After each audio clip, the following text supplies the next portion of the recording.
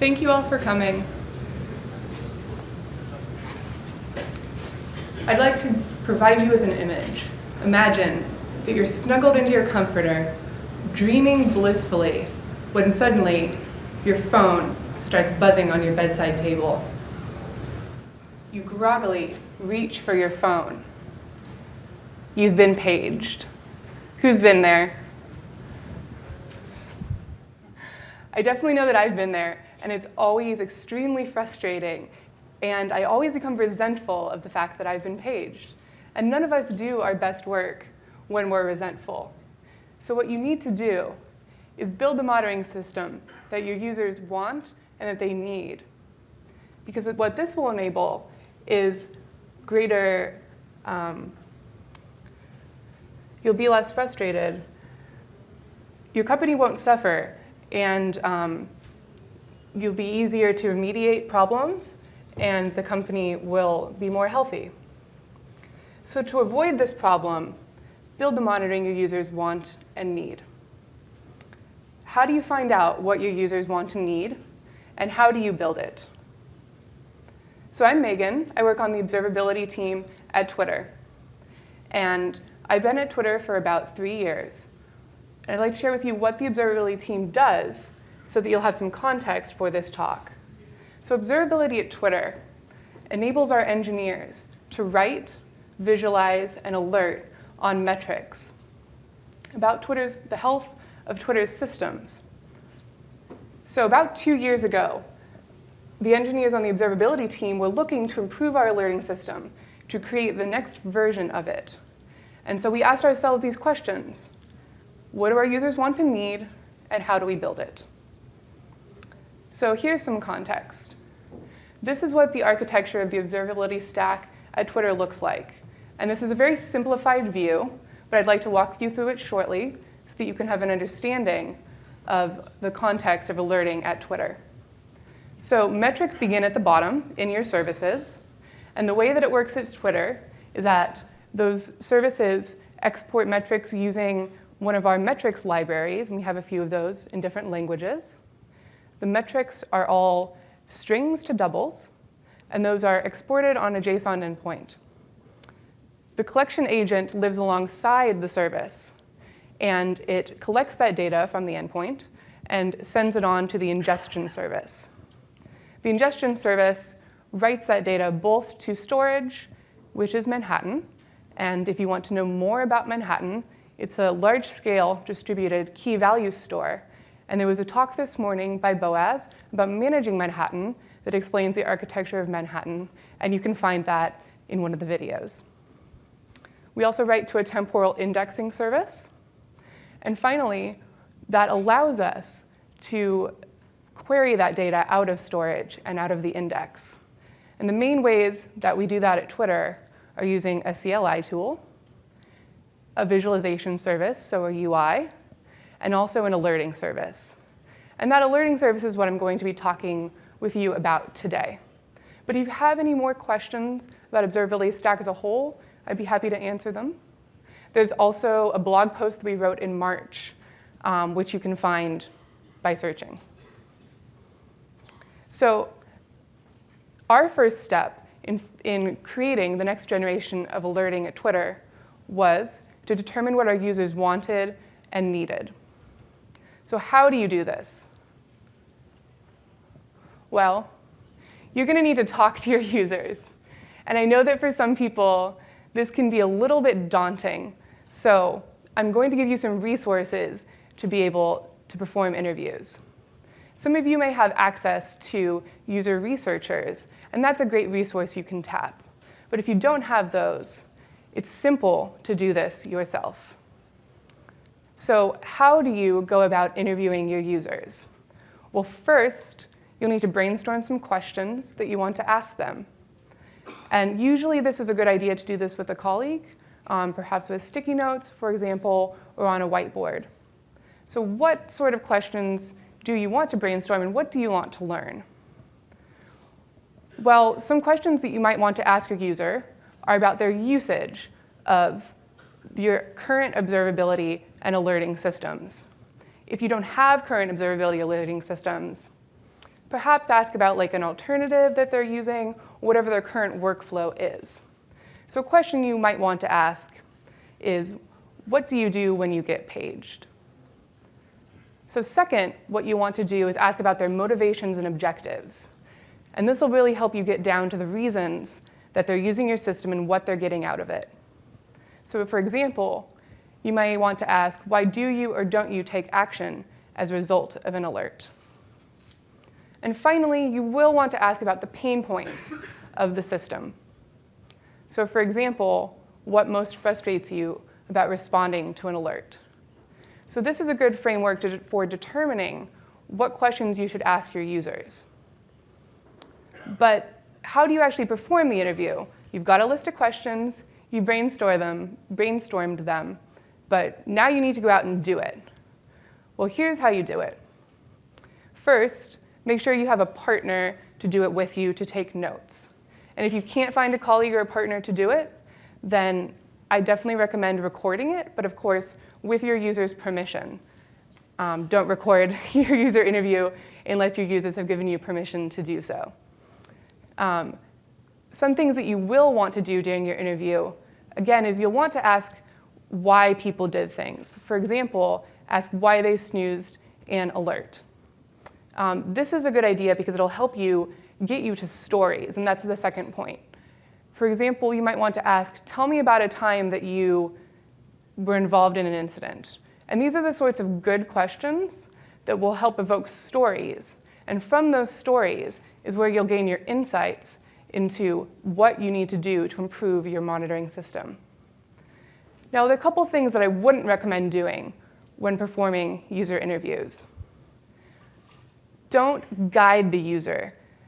Try not to ask a question like, did you snooze an alert because of X, Y, or Z, because you knew that it wasn't a problem? Try to evoke a story about that time that they snoozed it. Also, don't ask binary questions unless you're going to ask them why they answered the way that they did.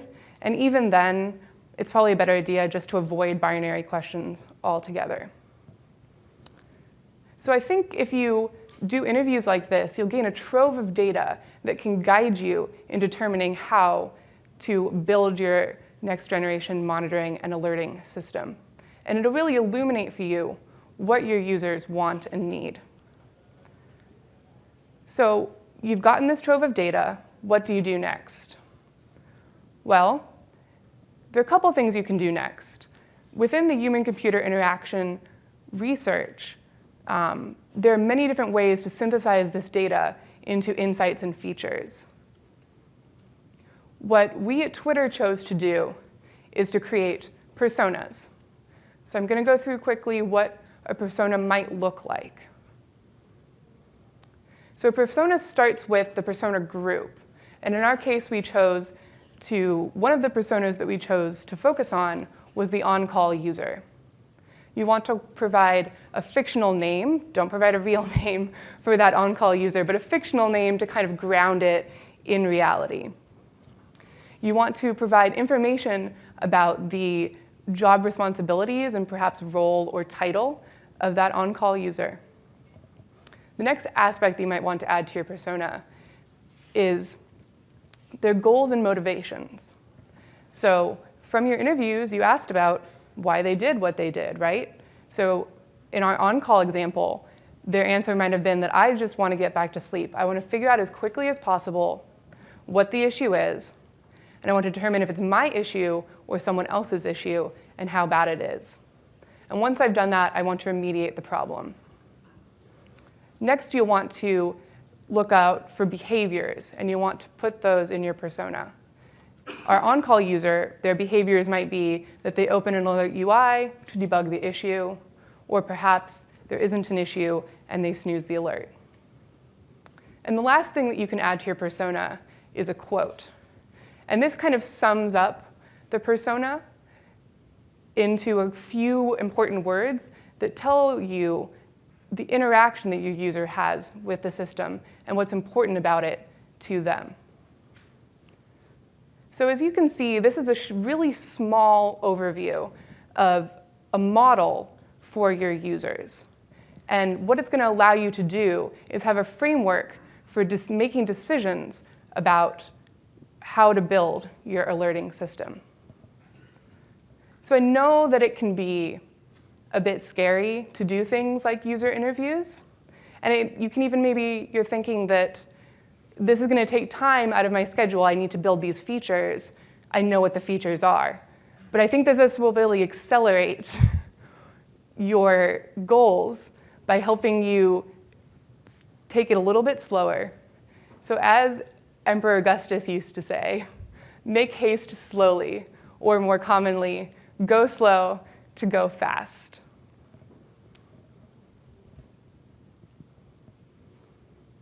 So you've done interviews, and you've created personas.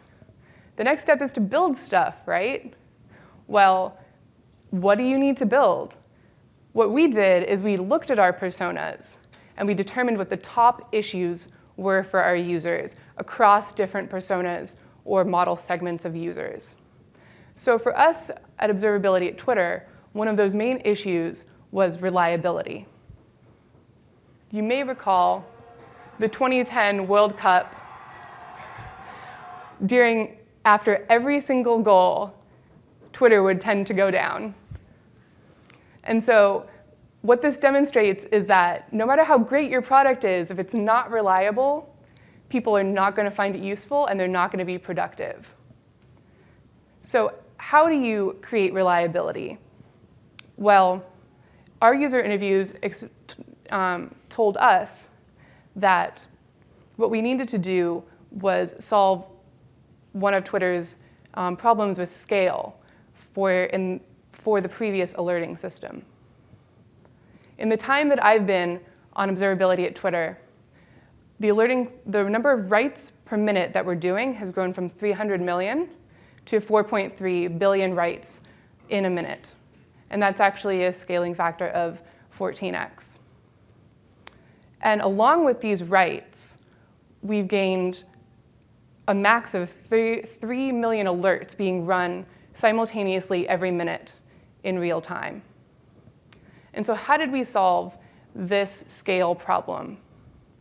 Well, we attacked these challenges through better sharding, work allocation, and graceful degradation. In the old system, when a node went down, the alerts were never rebalanced to another node. The evaluations that were supposed to be happening on that shard were completely lost. And this meant that users were worried about trusting the system. They didn't know if they would be alerted when there was a problem, and sometimes they couldn't trust in the alerts that they were getting because it might have been based off of bad data. So instead, the new system rebalances alerts to new shards when a node goes down. And this means that there's no gap in evaluation and that users have an easier time trusting the system. Another problem with reliability for us was that sometimes excessively expensive alerts, ones operating on a large amount of data, would bring down a shard, and that meant that they were impacting the other alerts on their shard. Or they would just even cause latency and degradation in the alerting system. And that was because our previous architecture worked like this. The first shard alphabetically was the master, and the last one sent all of the emails, and all the ones in the middle were worker shards. Well, each of those individual worker shards, they actually ran the alerts linearly at the top of each minute, and if the alerts that they were assigned didn't finish within the minute, it got more and more backed up. And this meant that it had a poor time to detect, the one on the bottom. And in the new architecture, alerts are scheduled fairly, which means that we were able to reduce the time to detect from 2.5 minutes to 1.75 minutes. And that's a 30% reduction in the time to detect problems by the alerting system. But this wasn't the only reliability problem we were having. There was another one that was around Twitter's scale, which related to our zone architecture. So in the old system, when a zone would go down, you wouldn't get alerts from that zone. And each alerting system in each zone only knew about the alerts and data for the services in those zones. So this was a problem because people wanted to know that their service was down when there was a degradation in a certain zone. So what some people did was they actually added alerts in multiple zones, the same alert for the same service.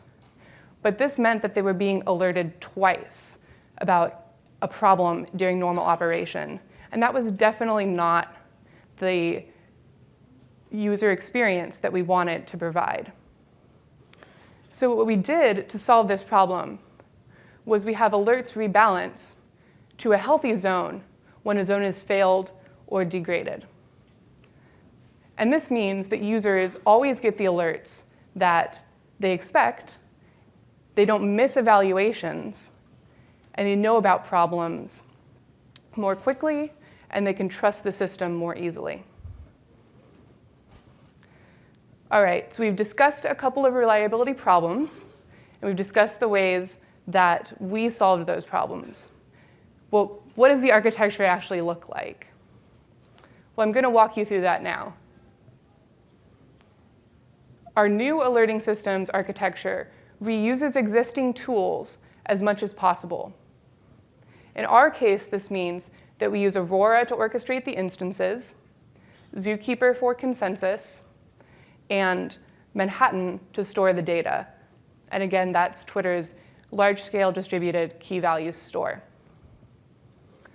So how does the alert execution loop actually work? Well, when an alerting node spins up, it gets all of the configurations for all of the alerts, actually, from the configuration source. Then it tells Zookeeper that it's alive. And we have a balancer service that's looking at that ephemeral node in Zookeeper and is assigning shards to the alerting services, to their nodes, based on the ephemeral node in Zookeeper. There's also a health check service that's also watching those nodes in Zookeeper and is determining whether a node is alive or not and setting the alerts in a leave state if a node has gone down so that the balancer can rebalance them to alive alert service nodes. So the alert system has its shards. It knows what alerts it needs to run. Now it starts scheduling the alerts. The alert schedule watches the list of alerts that it got from the balancer, and it starts or stops alerts based on updates to that list. Next, the alert runner.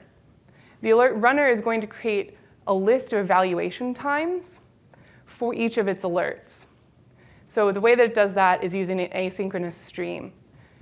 It's actually, we had that problem with alert evaluations earlier being missed when a node went down, right?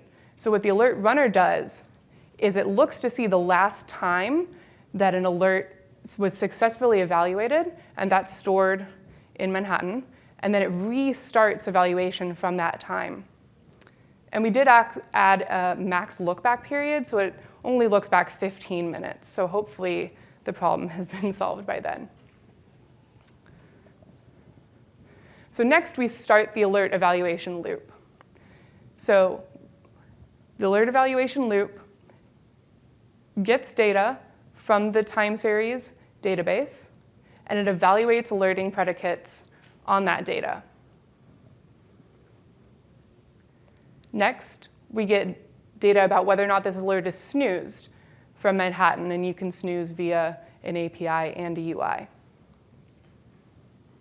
If there has been an alert transition based on the alert evaluation, if the alert has gone from one state to another, for example, OK to warn or warn to critical, then we record that transition both as the alert's current state and as a history object. Finally, we notify you that an alert has transitioned. So currently, we offer notifications for webhooks, emails, and something else.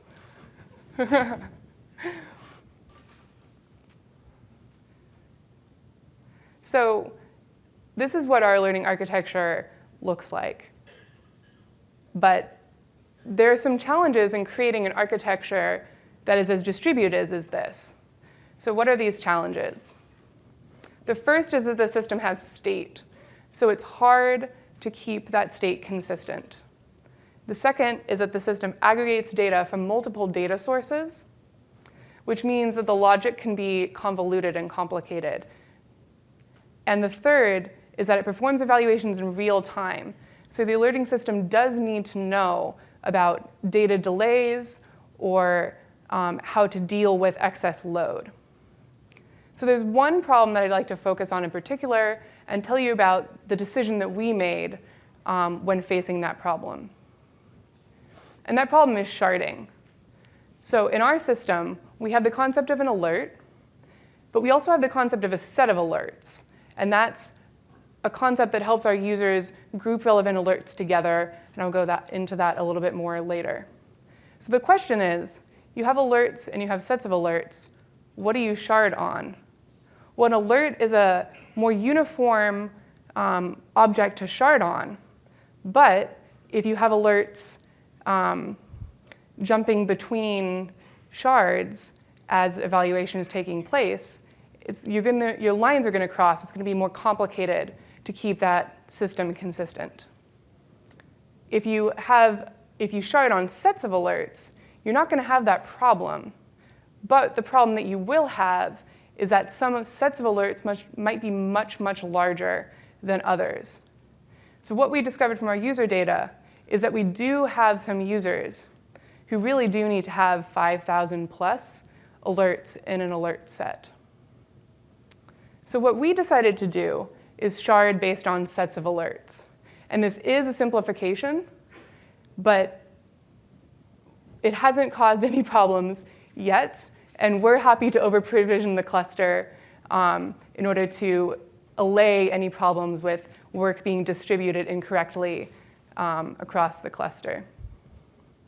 So those are some of the ways that we at Twitter solved scaling and reliability problems in our alerting system. But solving those problems is only half the battle. You also need to build the user experience. So how do you build a user experience? How do you build the interaction that your user is going to have with the system? Well, you're going to want to explicitly encourage and discourage different actions. And those are the actions that you discovered as a result of your user interviews. In our case, some of the biggest actions we wanted to discourage were bad practices, and we wanted to encourage good practices. In the old system, there was very little validation of whether an alert was good or any monitoring was healthy and was good. So in the new system, we added a robust server-side validation in order to help you create better alerts. So what this does is it checks for things like malformed queries, queries that are too expensive, for a few examples. And we actually run this validation on every configuration update.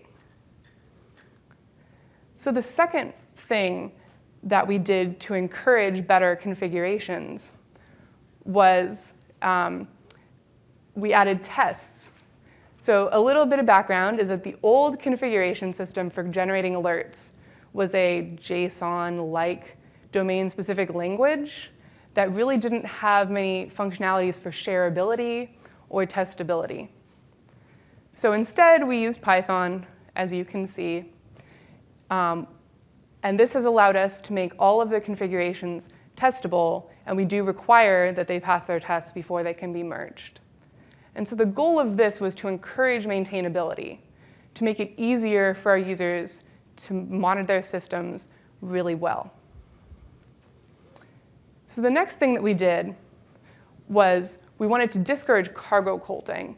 So in that JSON-like previous language, there wasn't a lot of shareability, So a lot of people cargo culted configurations from other teams, from teams they used to be on, for example. So what we wanted to do to solve this was create a suite of libraries that would allow you to simply import and call a shared configuration library.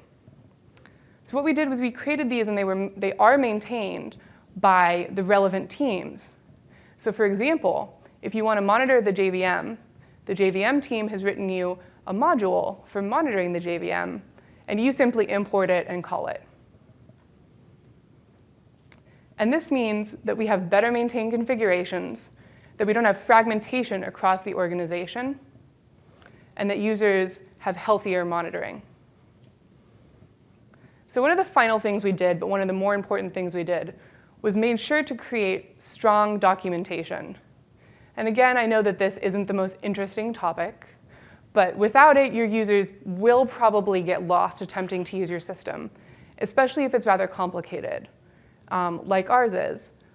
We did do things like use Python configurations because we have a lot of systems at Twitter that are different in different zones, that have special versions of themselves, and users need the ability to programmatically generate configurations. So without documentation, they're going to get very lost in trying to understand how all the parts of your observability system fit together. So we encourage best practices in our documentation by providing deep links in the UI, CLI, and the API, those API libraries documentation to our best practices. And we also created guides for best practices, a getting started guide for our users, robust frequently asked questions, and all of those shared Python libraries have in-code documentation that is available in a UI. So, what is it that we learned from our users? We learned that monitoring is more than the sum of its parts. It's not unit testing. It's more like integration testing. And this is important because what it means is that our job is to bring signals from across the organization together so that it's easier for users to find problems and to remediate them. So we began thinking about ways that we could add this context. And we came up with 3 types of context. The first is global context. So if you're an on-call and you're that person that gets woken up, you want to know, is Twitter having a site-wide failover right now? Or perhaps there's some issue with the network, a backbone, something like that. That's information that is useful to you before you start digging too deeply into your own systems. Next, you'll probably want to know the peer context of your systems. For example, is your client failing to send you requests? Perhaps that's why you don't have any requests. Or maybe your storage layer is struggling, and that's why your success rate is degraded. And finally, you definitely want to know about local context. If you have more than one person on your team, you're not performing all of the actions in prod that are updating the system. So you want to know, was there a deploy perhaps? Was there a feature switch that changed? A configuration that changed? So we have the capability to bring all of this information, these different types of context, to the same place. And this is still a work in progress at Twitter, but it's absolutely our goal so that it's easier for users to respond to pages and to remediate issues.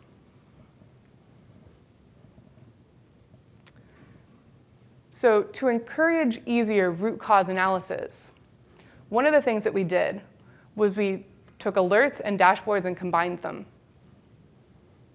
And I know that that sounds, why wouldn't you do that? That sounds simple. Our users would love that. Well, that wasn't how the original system was. And we really think that this is something that will improve users' experience. Usually, when you're alerting on something, you're also having it on your dashboard. You want to see a graph of it. The state that the alerting system has is not all of the information you need. What was the state 2 hours ago? What is the state of the other alerts and what do their graphs look like. So what we did was we simply combined charts and alerts into one UI. And this means that it's easier for on-calls to understand the state of their system and to remediate and diagnose issues.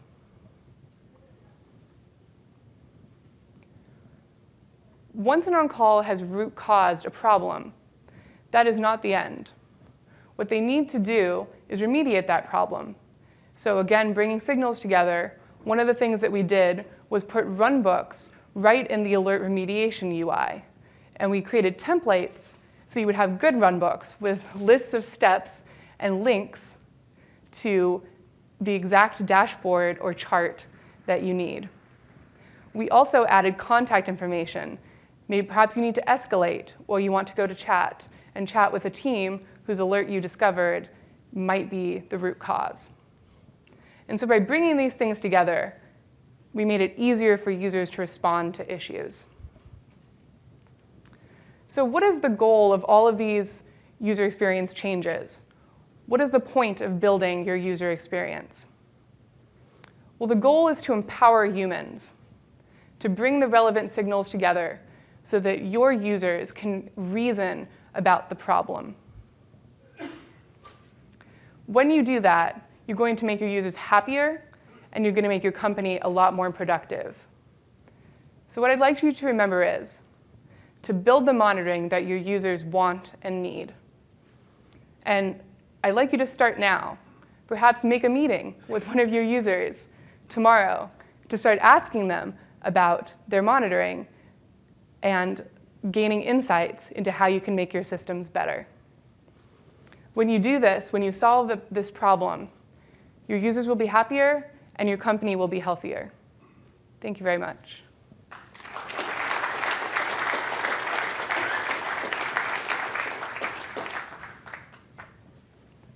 Questions?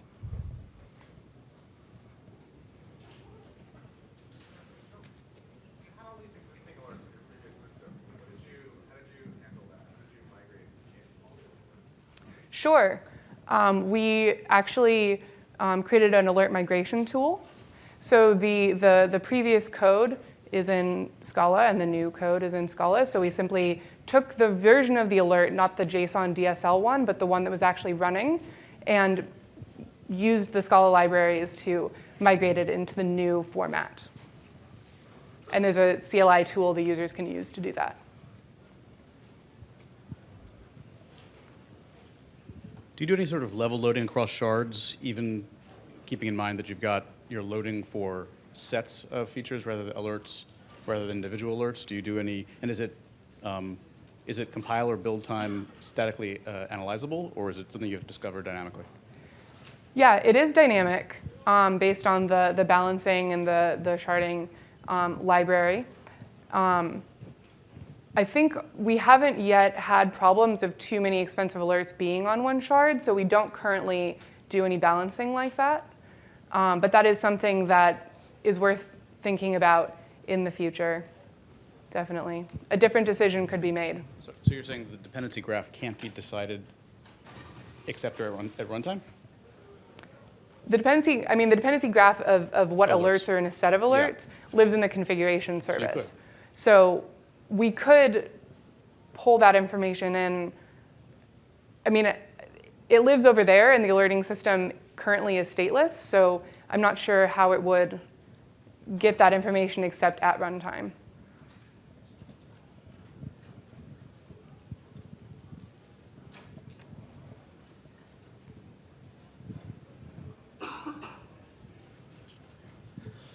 What made you decide to build rather than buy an alerting tool?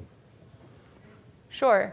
I think there are a couple of reasons that we did that. One of them being that, again, the scale. We are dealing with millions and millions of reads. Each of those alerts sometimes fans out into literally millions of reads, because the way that the alert works is that it has a fan out within it of one time series per source. and say there's 2,000 sources for some given large service at Twitter, and each of those are pulling 10 minutes of data. So we've got 20,000 points of data, and we need to evaluate that within 1 minute. So I think there's a scale problem. And one of the other things that we really wanted to be able to do is to be able to create better integrations with the other systems within Twitter. I don't believe there's a talk at this conference about it, but we've talked at other conferences about our cloud infrastructure management team and what they're doing to create integrations across systems. For example, they're working on an identity service that will allow us to identify here is the data in observability about a service, and here's the data about that same service in another one of our systems. And so by building it ourselves, we have the ability to add those integrations in.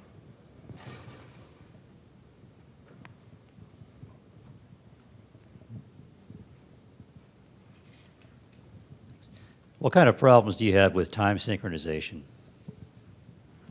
Yeah, so we had problems in the old system with that because the alerts, it had a set of, say, let's just say 10 alerts, and it would start, number one, at time 0, or maybe 5 seconds into the minute, and we need to finish them all by the end of the minute. And if it couldn't, it would literally not execute 9 and 10, for example.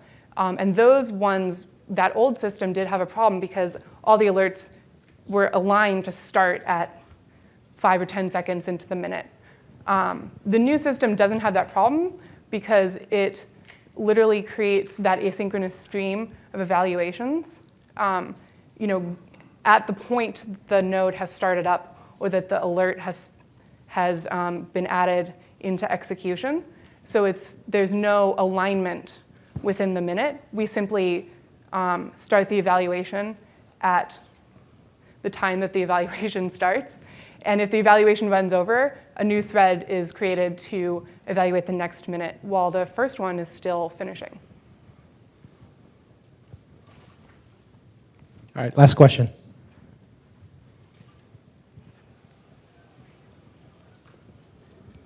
Hi, so I guess, getting paged in the middle of the night's no fun. For a company that's just kind of getting started in the whole alerting and monitoring thing, I'm curious about what kind of either cultural shifts or tooling you can build to make that a bit of an easier pill to swallow.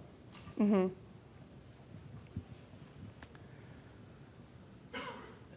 I think that, and these are going to be process, right? They're not going to be things you're going to build necessarily. Maybe there are some automation that you can build. In terms of automation, Twitter has a system that automates things like restarting shards. So that's something you can do to really, if you have some sort of tech debt that you don't have the time to deal with right then, make a simple system that'll restart the shard. But the other things that you can do are process things. For example, what we do is we aggressively cull false alerts. We hold a meeting every Monday, and we go through all of the alerts that we got in the last week, and we say actionable, not actionable, actionable, not actionable. And we attempt to figure out whether there's anything we can do to stop the alerts from the services that are false. And so that is kind of a process thing, but I think that's something you can do. And I did mention this, but avoiding fragmentation across the different teams, coming up with best practices for certain types of monitoring, and then encouraging everyone to use those, I think will save you a lot of time later. Thank you. Thank you all.